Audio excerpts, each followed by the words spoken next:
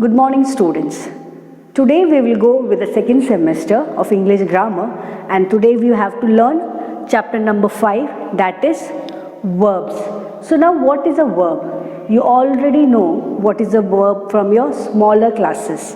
So there is a definition written on the board that what is a verb. So here tells like this: verb expresses action, being and possession, or you can say that belongings. So what is a verb? Verb expresses action, being and possession. So one more important thing that we can say about verb is a sentence cannot be completed without a verb. I repeat, a sentence cannot be completed without a verb. So here one more thing is there on my board. See, one word, two word. So here it is also said in your textbook that a verb can be of one word verb, or it can be more than one, or you can just tell us two word verb. One such example is written on the board. The first one is Smita walks in the garden. See, here the word walks is a verb. So it's a one word. In the same sentences I have to write like this: Smita is walking in the garden. See, is walking is a two-word verb. So here one may be known as a main verb and second will be known as a helping verb. So the verb is an expression of action, being or possessions or a belonging.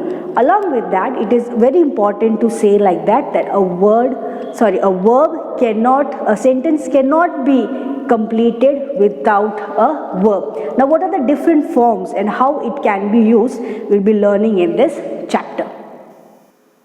Now we will go with the some verb expression. The first one is some verb express actions. Now how we will know that? See, some verb express actions such as go, sit, run, crawl, scream. The actions that we do is also known as a verb.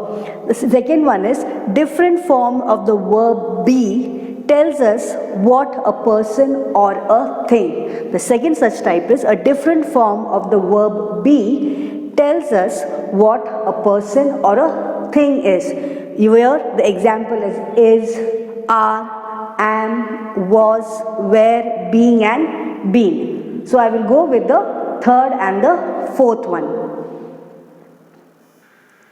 Now the third such type is different form of the verb have shows the possession or belongings. See, the third such form is different form of the verb have shows what? Its belonging or a possessions, such as has, have, had is such one type of example. Now the fourth one is the verb be, have and do. See, students, pay attention. The verb be, have and do can be used as a main verb as well as the helping verb. See, the verb be, have and do can be used in the form of a sentences as a main verb or as a helping verb. One such example is she is a pretty girl. So here she is the main verb. See, I am repeating here, she is a pretty girl is a main verb. And how can we identify as a helping verb? The next sentence is Riya is going to school.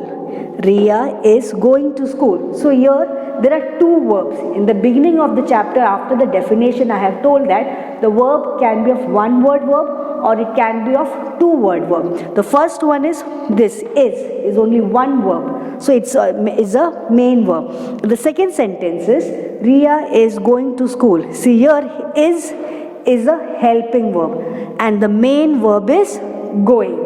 So hope you have understood what is this.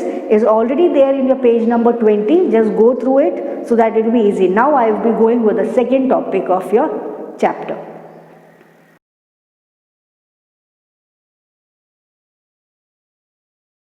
Now here the second such topic of your chapter verb is subject verb agreement. So what is a subject verb and agreement? What is that defines all about? See here, the subject and a verb in a sentence must agree in number. See students, the subject and the verb in a sentence must agree in numbers means if it's a singular it's a singular subject, your verb should be also singular. And if it is a plural verb, a plural subject, so your verb should be also plural. One such example is written on my board over here. A worm wriggles in water. See, worm is a singular subject. So here the verb wriggles is also singular verb. And one such example again is worms. See, W-O-R-M-S. Worms wriggle in water. So it's a plural subject. So your verb should also be plural. And one more thing it is that if the sentence that begins with you and I, we always use the plural verb. See, with you and I, we always use a plural verb. One such example is, you are happy today. So here are, see the verb are is a verb. So it always will be like this in a plural forms. Please go to page number 21 there, it's there, all the terms with the examples of singular verb, singular subject with the singular verb, with plural subject with the plural verb, it's there. Now we'll go with the third topic.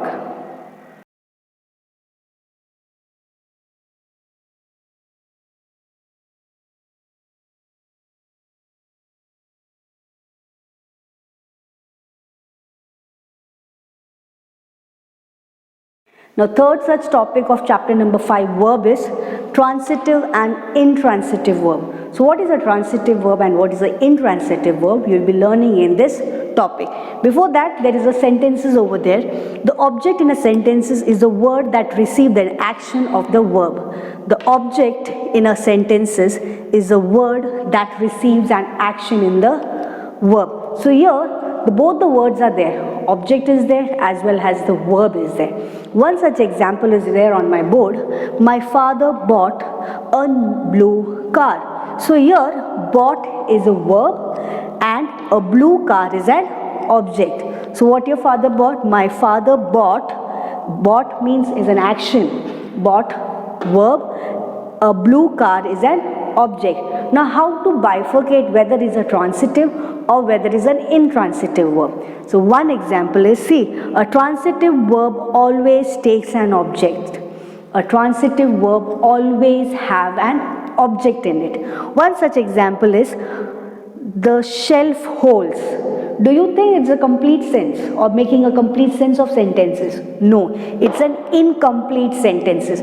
See, the shelf holds what? Nothing is written. So it's an incomplete without an object.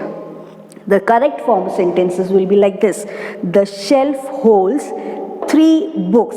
So here holds is a verb and 3 books is an object. So always remember that a transitive verb will always have an object in it. Now, the intransitive verb does not take an object. Means, whenever there is an intransitive verb, there is no need of an object. One example is, the train arrived on time. See, the word arrived is a verb. Do you think an object is needed over there? Because itself tells the sentence itself, it's a clear form. So there is no object needed in this type of sentences. So here we can say that whenever there is no object is there and only the verb that describes in a finest way, it is an intransitive verb. Now, one such example is also like this. Many verbs can be either transitive or it can be also intransitive. How can we know in that? The audience watched the play Julius Caesar. So here the watched is a verb and the play Julius Caesar is an object mentioned over here. So when we read that such type of sentences where verb is there and also an object is defined, is known as a transitive verb. And the such example is, the cook watched while the vegetables were being cut. So here again the word watched is a verb, but no object is needed because itself tells what? The cook watched what? While the vegetables were being cut. So there is no object required. So this sentences is known as an intransitive verb. So children, now you understood what is a verb, what is a subject and subject, verb and agreement, and the third topic of this chapter was transitive and intransitive verb. I'm just repeating. Transitive means the verb that always have an object in the sentences is known as a transitive verb. And intransitive verb means when there is a verb is there but the subject is not required but the sentence itself shows us the meaning of it is known as an intransitive verb. Please go through this chapter and just write down the definition of verb in your notebook with one example that was given in your, that I have written there in my board, as well as is also there in your textbook. Thank you.